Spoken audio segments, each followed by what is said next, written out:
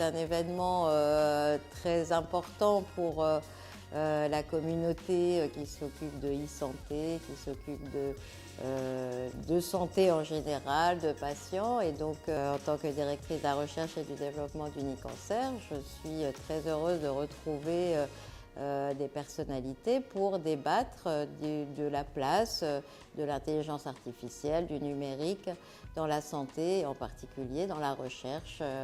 Et donc nous aurons une table ronde ce matin très intéressante, je l'espère.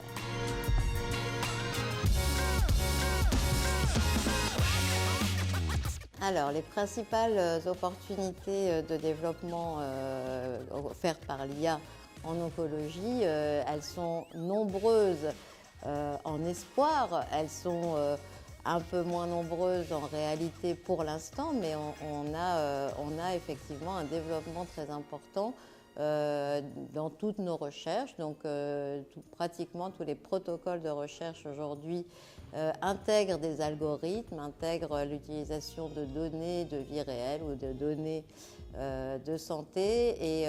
Et donc, par exemple, à l'ASCO, qui vient de se terminer à Chicago, il y a eu pas mal de communication sur des études, sur des recherches qui sont réalisées en utilisant de l'IA.